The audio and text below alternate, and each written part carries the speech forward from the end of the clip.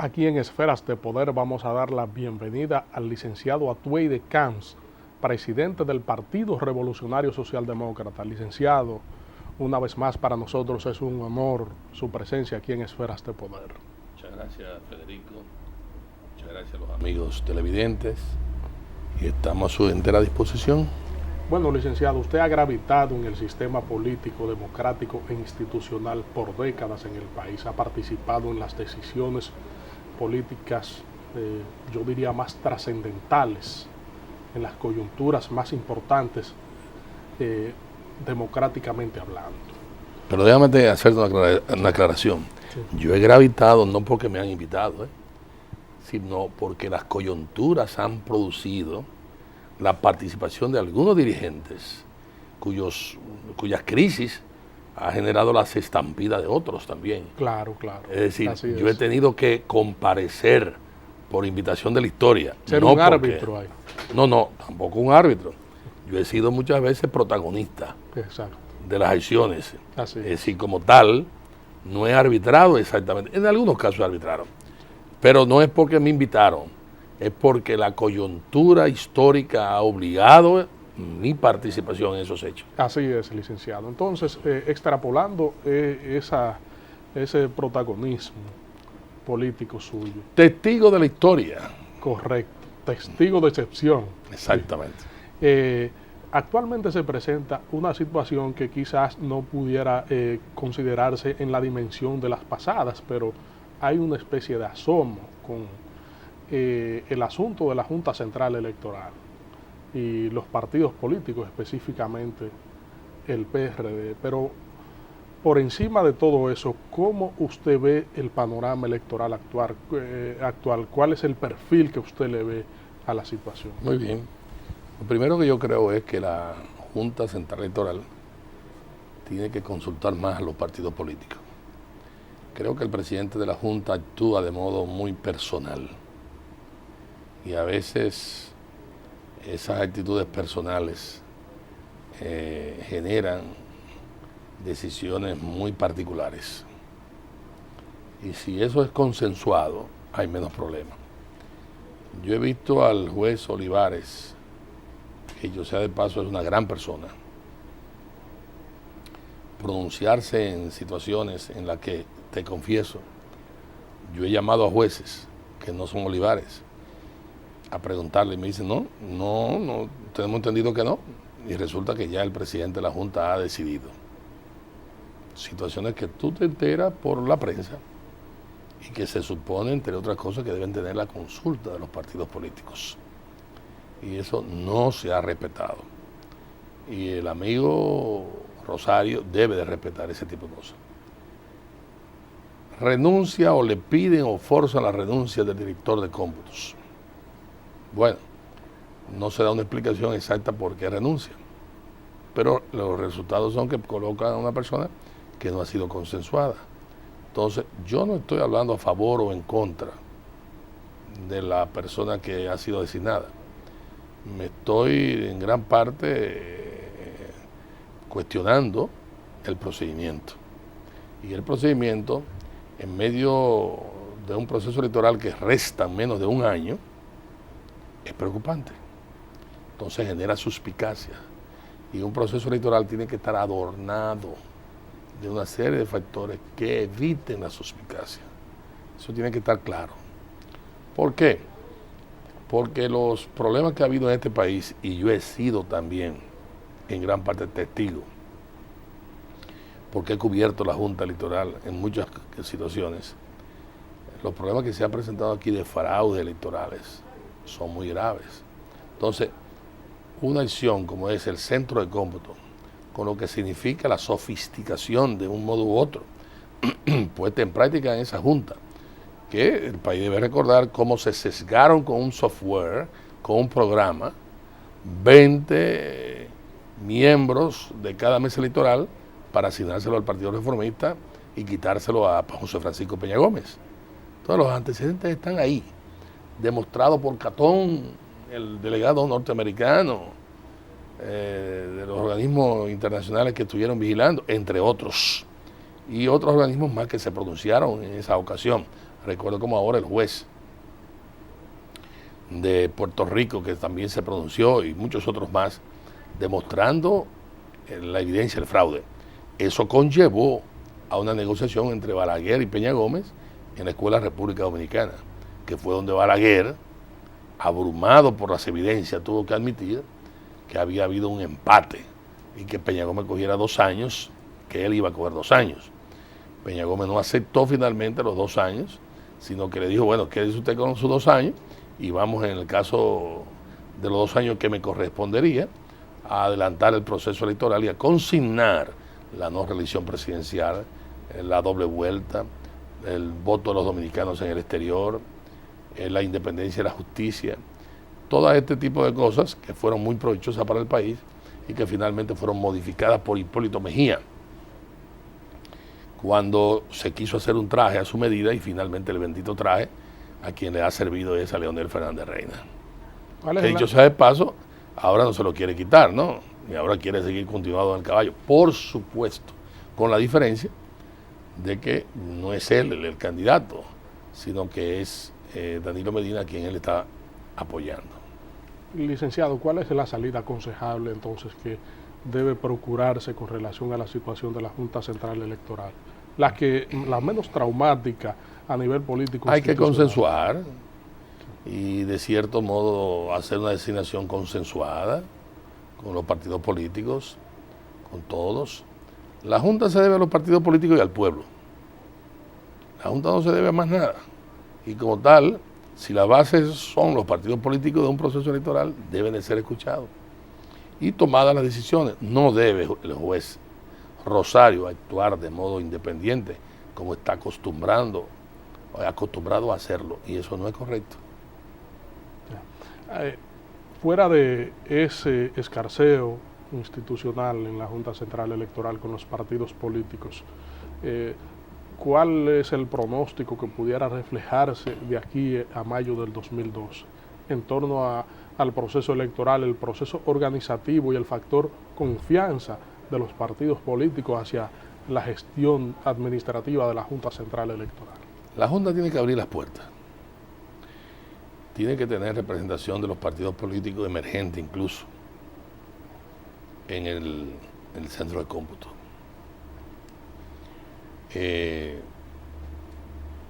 No tiene por qué esconder nada. Debía de ser.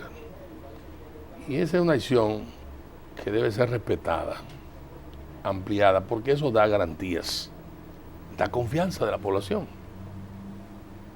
Y eso es lo que la población quiere. Eso es lo que el país quiere. El país no quiere estar sometido a sobresalto. Que gane el que sacó más votos, no el que más vagabundería hizo. Debe ser eso siempre. Entonces yo le aconsejo a Rosario y a los demás jueces, a Aquino, ahí está también Félix por el Partido Reformista, a Olivares y a los demás integrantes de la Junta, que no tienen por qué temerle a la apertura. Mire, yo presidí la Cámara de Diputados y presidí también la Federación de Estudiantes. Y lo que yo hice fue abrir puertas. El que quisiera, bueno, bien. ¿Qué información? No son secretos de Estado, no tienen por qué ser secretos de Estado. Yo no creo que la acción, por ejemplo, con el metro y las demandas que hizo Lora, en Canal 11, ¿no?, de televisión, sean impertinentes. Yo creo que son pertinentes. Y me parece realmente preocupante que el presidente de la República quiera modificar la ley de transparencia porque hay supuestos secretos de Estado. Este país no tiene Pentágono, ni tiene nada de esas cosas. ¿Qué es lo que es secreto de Estado? La construcción de un metro. ¿Pero por qué va a ser secreto de Estado? La forma en que se administran los recursos que están dirigidos a construir el metro no debe ser un secreto de Estado. Hay que transparentar todo, todo. Y eso es parte de lo que hay que transparentar. Y la Junta Central Electoral debe brindarle garantías a los dominicanos de que es un proceso realmente transparente. Haría bien la Junta con ocuparse más en el tema de la utilización de los recursos del Estado, que finalmente ha sido ineficiente la Junta. Y como usted sabe muy bien, se vician procesos electorales con el uso de los recursos del Estado. ¿Por qué? Porque las instituciones públicas dominicanas no tienen la fortaleza de vida. Yo acabo de llegar de Costa Rica. Le voy a soltar aquí algunas de las cosas que yo vi en Costa Rica. Primera plana del periódico La Nación. Profesores plantean revisión del programa de enseñanza de las matemáticas para que las matemáticas que se enseñen sean más prácticas y los temas más especializados se dejen para aquellos que cursan la materia como tal especializada. Estamos hablando de primaria y secundaria e intermedia. Tremendo avance. Tremendo avance. Entonces, una comisión de profesores de matemáticas plantean las cosas que a diario son motivos de encuentro del ciudadano y que debían de un modo u otro el ciudadano conocer. Los porcentajes, los precios, la proyección de la distancia, etcétera. Y una serie de cosas que el alumno tiene sentido recibir ese tipo de enseñanza. Otra cosa, por ejemplo, pregunté en el Congreso al que fuimos invitados y que participó Ricardo Polanco y quien habla, Ricardo, vicepresidente del partido, director de finanzas, el Partido de Acción Constitucional que fundó Otón Solís, que es una división del Partido de Liberación Nacional de Costa Rica, el partido de don Pepe Figueres. Otón Solís compitió con Oscar Arias y la diferencia fueron de 18,000 votos. Hoy en día ellos dirigen la Cámara de Diputados y la Cámara de Diputados es igual que el Congreso. ¿Por qué? Porque allá es unicameral. Pregunto en el Congreso, ¿cuál es el porcentaje que destina el Estado costarricense a educación? ¿Usted sabe cuánto? 8%. Pero ya hay razón para que el presidente de la República esté diciendo ¿para qué y cómo qué y etcétera? Óigame, el presidente de la República lo que tiene que hacer es cumplir con la ley. Menos del 2% del que se estaba dando. Y ahora han hecho unos adendum que un poco medio mantiene el 2 y algo. Pero es un 4%. Cumple con el 4% porque es una vergüenza. Ah, bueno, que no está bien dirigido, pero especialízalo. ¿Para qué? Mejoramiento personal docente. Vamos a habilitar de laboratorios, vamos a hacer una serie de cosas que el país demanda y que una buena educación enseña. Vamos a entrenar masivamente a los profesores y vamos a mejorarle los sueldos. Vamos. Y vamos entonces a hacer un aporte muy sensible, más importante que los metros y que muchas otras cosas más. Y que las privatizaciones a que nos tiene acostumbrado el gobierno actual. Bueno, ya se anunció la segunda línea del metro. No se anunció, no. Ya está en fase casi terminal. Exacto. Claro. Y ahí tú ves la cantidad de recursos designados sin mayores supervisiones, mucho menos.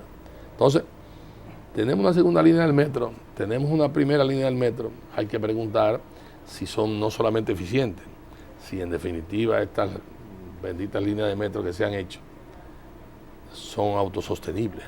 No lo son. Lo que te indica que incrementa el déficit presupuestal nacional. Entonces, ¿qué es lo que ahora andan buscando? La información que tú acabas de servir de Temístocles es interesante.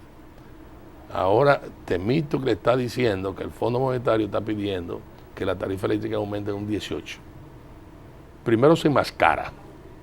Desde el director de la corporación que no dice exactamente cuánto es. Aquí la tarifa eléctrica está por encima de 26 centavos de dólar. Una cosa sin precedente. La producción hace unos años en Costa Rica del kilovatio hora, mientras aquí estaba en 26 centavos, allá estaba en 8 centavos de dólar. La diferencia son 2 horas en avión.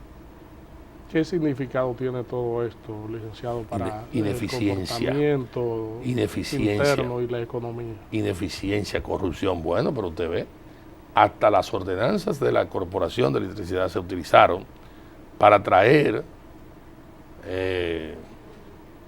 contadores programados para estafar a la corporación y de un modo u otro también al país. Hasta eso. ¿Y dónde están los presos? ¿Dónde están? Porque eso no vino gratis, eso se pagó, eso tuvo destinatario, eso tenía gente que lo aplicaba. Bueno, ¿y dónde están los presos? ¿Dónde están los presos de ese tipo de situaciones? No. La impunidad campea por sus fueros. Y eso no es bueno. Entonces usted observa una serie de cosas que se están produciendo. Vamos a hablar un poquito de las privatizaciones. Aquí hay sectores que de un modo u otro prefieren que haya más hoyo y que se dañen. ¿Para qué? Para reclamar privatizaciones de autopistas y carreteras. Pero eso es una vergüenza.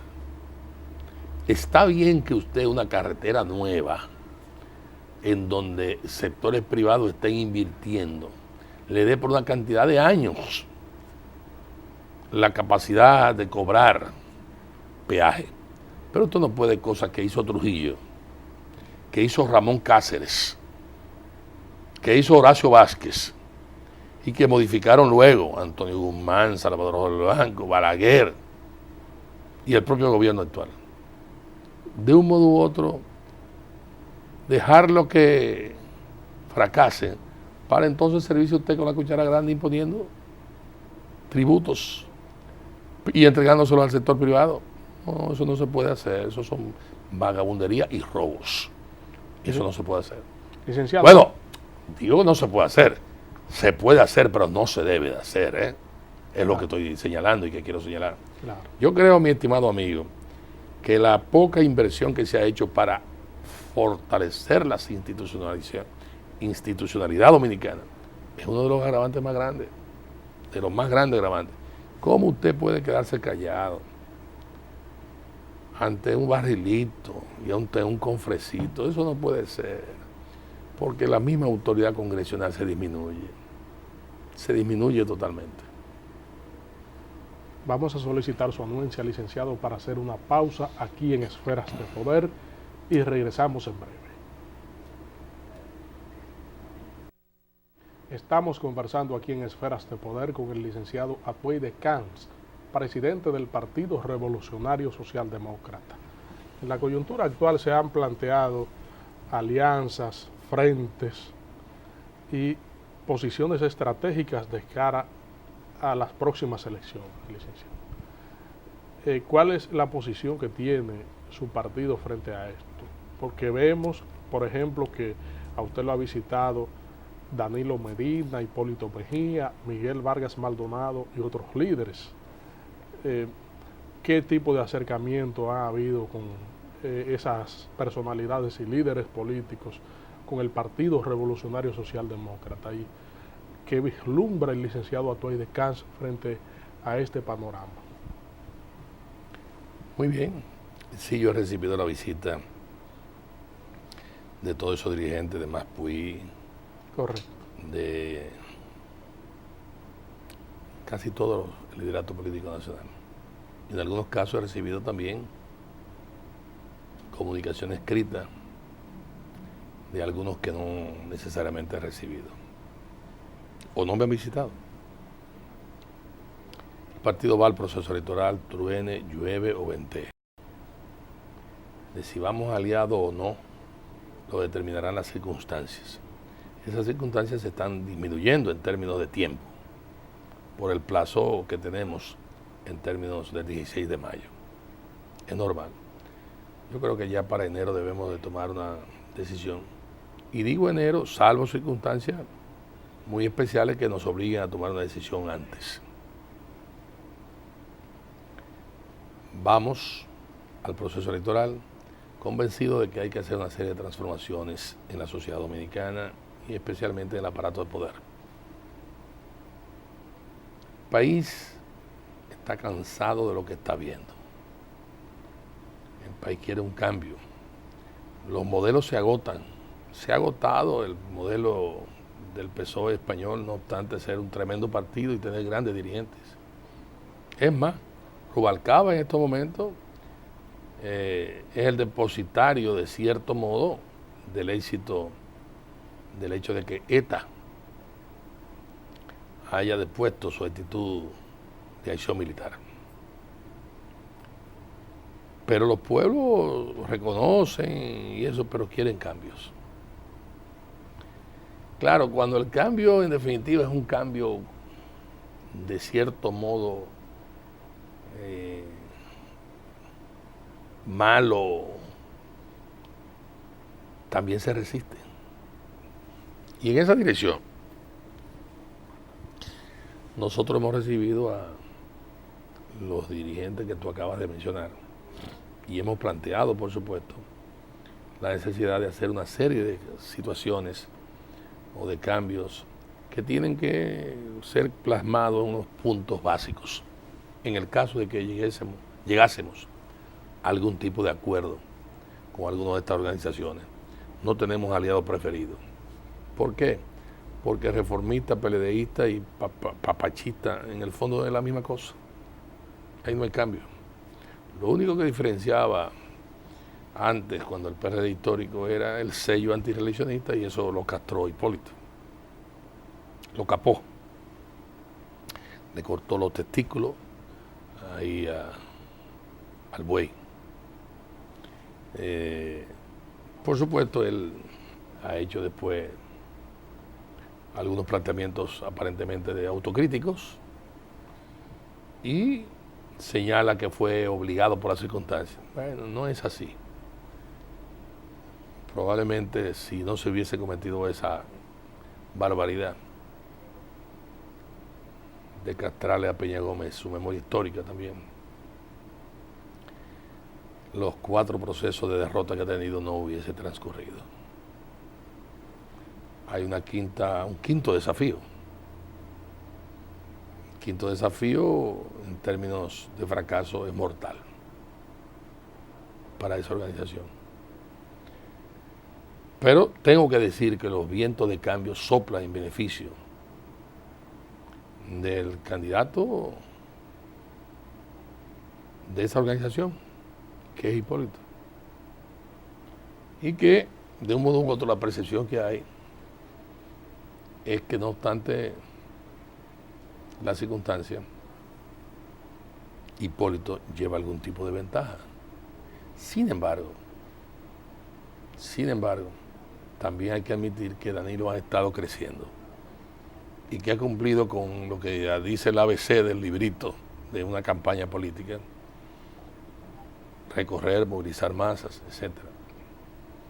Y eso deja su impronta, más aún porque si es verdad que la carga es muy pesada del gobierno, no es menos cierto es que el gobierno tiene grasa suficiente para derrocharla en una campaña. Y el presidente de la República fue bastante sincero en Estados Unidos, diciendo que disponía de 40.000 millones. Esa confesión del presidente de la República debe de llamar a preocupación. ¿Preocupación en qué sentido?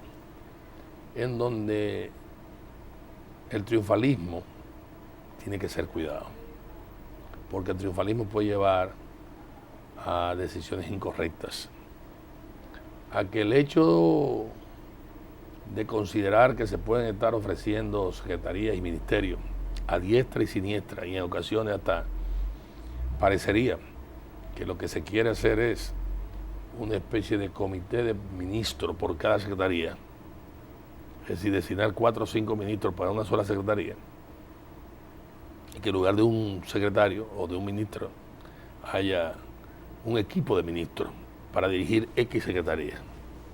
De ese modo se pueden satisfacer las distintas ofertas y compromisos, difíciles de cumplir, pero las difíciles ofertas y a veces graciosas ofertas que se hacen No me estoy refiriendo a nadie en particular, estoy solamente señalando el hecho histórico de que hacerlo es un error. Entonces, en esa dirección, yo entiendo que este país merece mejor suerte. Este es el país más rico del mundo, porque ha soportado demasiados gobernantes malos. Y sin embargo existe todavía. Y se debate en situaciones que realmente no debía. ¿Por qué? Porque la conciencia debe de madurar. Tú tienes el caso, por ejemplo, de nuestras izquierdas y nuestros sectores emergentes. Yo soy de los que creen que una tercera candidatura, en gran parte apoyada por sectores emergentes, crea una situación muy interesante. ¿Cómo así? Primero, porque crea expectativas de una tercera fuerza que es importante para el país. Y segundo, porque una tercera fuerza, en el caso hipotético de que no ganara, sería el factor de decisión para una segunda vuelta. Y en una segunda vuelta, esa tercera fuerza ejercería una gran influencia para que se consignara en el programa del candidato que va a recibir el apoyo las necesarias reformas que la sociedad aspira y que son del conocimiento de toda la población. El problema es su ejecución. Entonces, en esa dirección yo he planteado, conociendo los ejes de la carreta, que todos los que de un modo u otro tenemos derecho a aspirar, renunciemos a esas aspiraciones y vayásemos a una mesa de concertación. Yo no planteo una reunión cumbre, como está diciendo Cerulle. Una reunión cumbre es un exhibicionismo más de los que asistiríamos, en el caso de que asistiéramos. No, yo lo que planteo es que nos convenzamos de que tenemos que buscar una transición para salir del paso actual, y esa transición supone una mesa de negociación donde, depuestas nuestras aspiraciones, busquemos con la linterna de Diógenes o con la que fuera un candidato que no tiene que ser una gran estrella, pero que puede perfectamente ser una persona que de un modo u otro garantice una transición. Ya hubo Héctor García Godoy y ya hubo determinadas coyunturas históricas que el país conoce. Que todas esas fuerzas, licenciados, se unan a ese candidato luego de deponer sus aspiraciones. Exactamente, exactamente. Y entonces estaríamos en condiciones de meternos realmente en la pelea. Ahora, ¿se están dando los pasos en esa dirección? No. ¿Va Tway de Camps a hacer el peregrinaje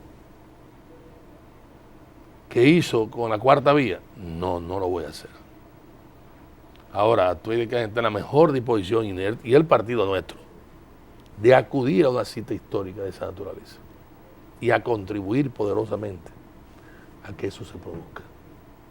Lo que no estamos nosotros de acuerdo es con ir a tocar todas las puertas de nuestra llamada izquierda, que en ocasiones le dan razón a Juan Isidro Jiménez Grullón cuando hablaba de nuestra falsa izquierda, que prefiere ser, como decía Juan Bosch, cabeza de ratón y no cola de león. En este caso, cola y cabeza se armonizarían con una tercera fuerza, que sería el resultado de la madurez de estos sectores democráticos, para decirlo en términos más elegantes, susceptibles de algunas combinaciones, algunos acuerdos en beneficio del país. Eso significaría que los sacerdotes, como el padre Regino y como otros distinguidos sacerdotes, que están preocupados por el país y que el número, creo, de más de 30 suscribieron un documento, pues también tengan, de cierto modo, aportes en esa acción. Y también sectores de la sociedad civil, que es importante que participen, Además, yo estoy quitando las espinas de que tenga que ser un político profesional. Que no niego que sea también un político profesional. Pero lo que estoy diciendo es, bueno, puede perfectamente ser un empresario, puede ser un individuo que haya trabajado con las comunidades. Vamos entonces sobre la base de ese planteamiento y un manifiesto al país a trabajar. Y entonces veremos que las objeciones que ponemos a uno y a otro candidato pueden ser diferenciadas y de cierto modo solucionadas con una tercera fórmula.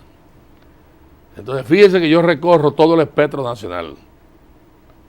Planteo la solución de la mesa de concertación.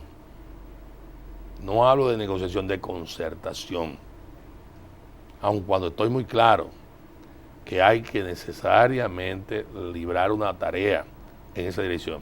Pero para eso se requiere que todos, no quiero mencionar nombres, los que de un modo u otro estamos aspirando, depongamos nuestras ambiciones legítimas, porque son legítimas las aspiraciones de ser presidente, pero depongamos en aras de concretar una fórmula salvadora, solucionadora, que nos permita a nosotros tener una presencia de mayor proporción y significación. Por el contrario, estaría también el hecho de acuerdos con los partidos tradicionales, a los que yo tengo que de un modo u otro decir, sean cuales fueren los resultados electorales de esta campaña, no nos afecta a nosotros, porque nosotros tenemos la votación que nos permitió existir como partido político, en función de regidores, de alcaldes, etcétera, y ha protegido en gran parte por la ley. En el caso que estoy señalando de este proceso, lo que estoy planteando es con derecho legítimo a poder ser candidato presidencial, que tampoco está descartado. Lo que estoy planteando son soluciones, fórmulas. Pero de paso doy unas pinceladas a los partidos tradicionales. Yo le dije a Hipólito Mejía, óyeme, Hipólito, tú puedes conseguir el 99% de los que votaron por Miguelito, pero debes llegar a un acuerdo con Miguelito, porque la gente votó por ti y por Miguelito, en los que votaron ahí.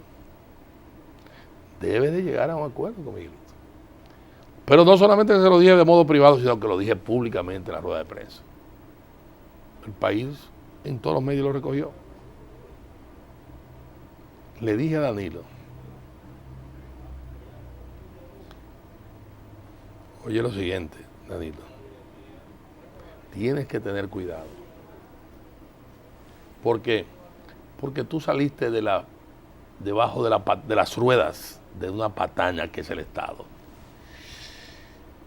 Y te salió bien en esta oportunidad, ganaste el derecho a ser candidato presidencial del PLD.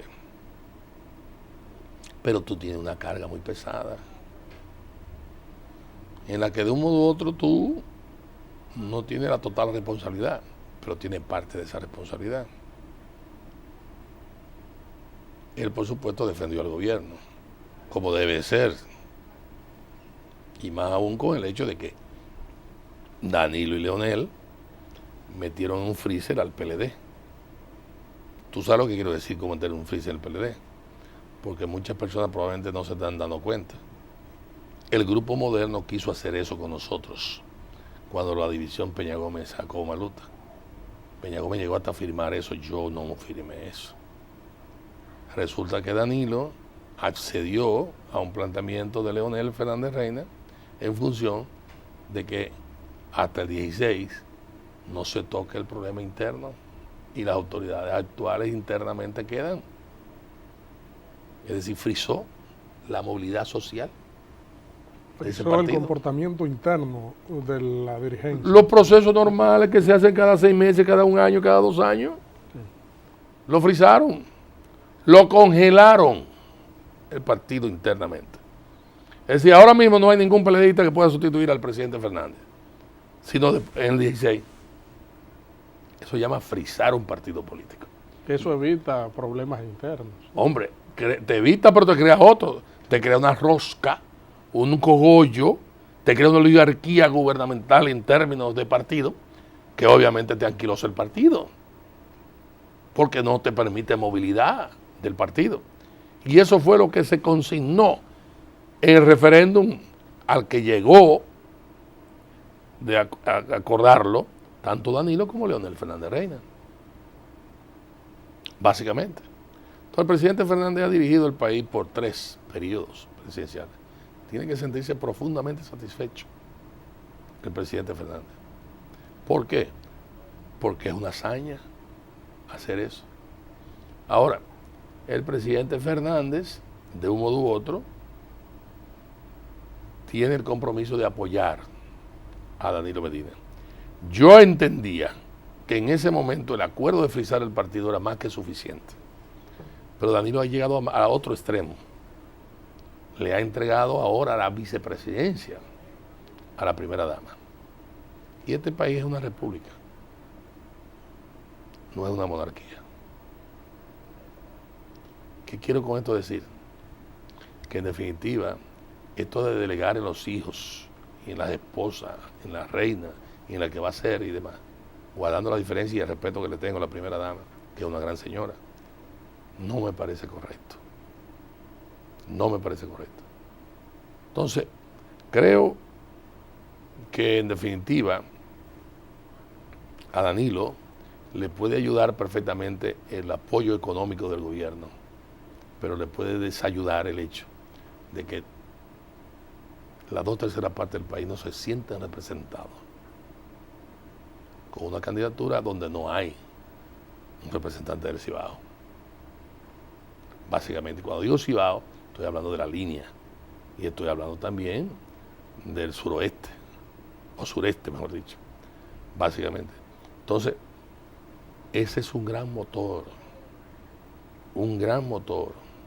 Bueno, la campaña puede perfectamente, y más que todo, usted me puede decir, bueno, pero el presidente Fernández es un hombre brillante. El presidente Fernández es un hombre inteligente. Lo de brillante es otra cosa, pero es un hombre inteligente. Lo que yo te puedo decir que ha sido un desastre es la oposición. Licenciado, permítame. Y con ello, cuando digo la oposición, asumo la cuota que me corresponde.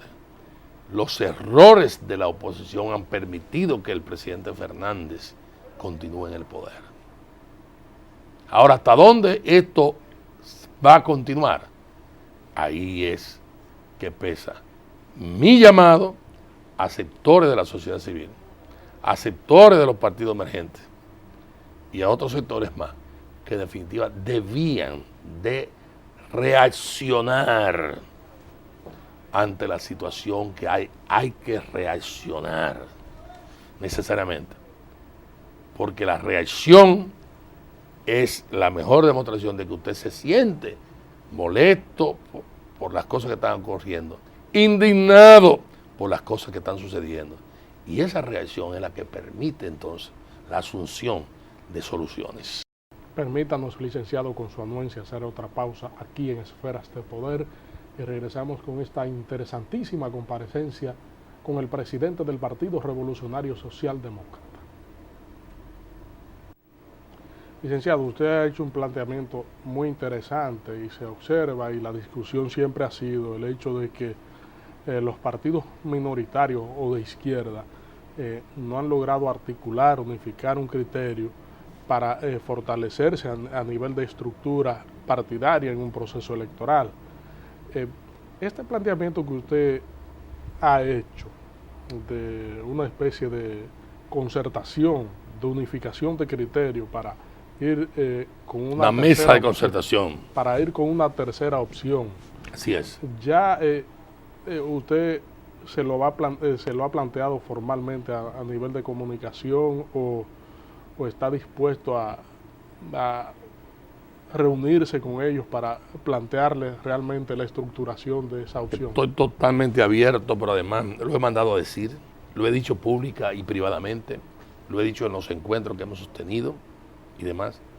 Pero por supuesto no hay peor sordo que el que no quiere oír. Ese es el problema. Tengo aquí un técnico que dice, eso parece ser hacer gárgara boca abajo. Es decir, ya usted sabe lo difícil que es hacer gárgara boca abajo. Efectivamente, él se refiere al hecho de que la izquierda madure. Lo que Lenin llamaba el ultraizquierdismo, enfermedad infantil del comunismo. Es decir, cómo hasta cierto grado la ambición genera una obnubilación de las soluciones. Y entonces, obnubilación me refiero a que se obnubila la mente, y entonces lo que está ahí no lo ven. ¿Por qué? Porque la ambición personal prima antes que la colectiva. Entonces, yo puedo y tengo derecho a ser candidato, claro que sí, claro que sí. Bueno, pero ven acá, vamos a declinar nuestras ambiciones legítimas, vamos a procurar uno, Eduardo, tú, el otro de Cerulle, tú, el otro Moreno, el que no es Moreno, el otro también. Vamos a renunciar a nuestras legítimas aspiraciones y vamos a concertar una solución. Más pues, vamos a concertar una solución. Una mesa de concertar soluciones y propuestas. Bueno, una tercera opción de esta naturaleza yo creo que abriría muchos campos. ¿Quién hay que buscar? Óyeme, en un momento determinado el doctor García Ramírez, para citar un caso, en la universidad, y Virgilio Bello Rosa fueron candidatos, hubo 17 vueltas, si mal no recuerdo, hasta que nosotros apoyábamos a García Ramírez, hasta que a mí se me ocurrió ir donde don Antonio Rosario y convencer a su señora y a él, que en paz descanse, de que debía ser el candidato a rector, y cuando lo presentamos la primera vuelta se fue. Este país se metió en una guerra civil por la vagabundería que fue el golpe de Estado a Juan Bosch y por el hecho de que la Constitución del 63, la más progresista de todas, fue cercenada. Y de cierto modo se produjo la Guerra de Abril, en donde Peña Gómez jugó un papel clave, pese a que algunos quieran negarlo. Y fue el que llamó a la revolución. Entonces, en ese planteamiento de José Francisco Peña Gómez, estaba obviamente el retorno a la constitucionalidad sin elecciones. Ahora, ¿qué ocurrió? Se produce la guerra civil. Hasta Ernst von Bunker, negociador norteamericano en el caso de Vietnam, fue enviado aquí y ya llegó una negociación y apareció Fórmula Guzmán, aparecieron una serie de fórmulas más, hasta que finalmente se escogió con el concurso de las partes la fórmula de Héctor García Godoy, que jugó su papel por un año. Vamos perfectamente a buscar un candidato potable, honorable, ajeno a las militancias políticas, si se quiere, que tampoco es un crimen hacerlo.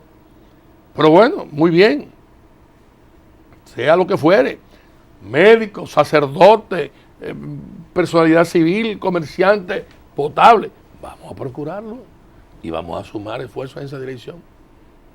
Pero ese es un reto que difícilmente lo recojan por razones muy obvias, de ambiciones legítimas, pero a destiempo, inoportunas, porque no facilita. En esta etapa de la vida yo he planteado este tipo de solución porque entiendo que es importante para dar una respuesta a los partidos tradicionales, básicamente, y para la sociedad, que en definitiva está demandando cambios en su calidad de vida. Yo acabo de llegar de Costa Rica, óyeme, la calidad de vida de Costa Rica es muy por encima de la República Dominicana, independientemente de las construcciones que tenemos de metro y de otras cosas más. Pero eso no es lo que se come, se requiere una serie de cosas más. Calidad de vida, inseguridad física, problemas serios en materia de empleo, problemas en los costos de los productos, baja producción, importación en demasía y obviamente abusos que se producen con grados terribles de corrupción. Licenciado, para nosotros ha sido más que un placer y un honor tenerle aquí en Esferas de Poder para usted hablarle al país como siempre lo ha hecho, con la debida autoridad, propiedad y conocimiento, además de que su veteranía política lo legitima ante la población sobre estos planteamientos. Gracias Federico Méndez y gracias a los amigos televidentes que han tenido la paciencia de escucharnos. Gracias a ustedes, amigos televidentes, hemos contado con la comparecencia del licenciado Atuey Camps, presidente del Partido Revolucionario Socialdemócrata. Les invitamos a que nos acompañen en el próximo contenido de Esferas de Poder. Federico Méndez se despide de ustedes.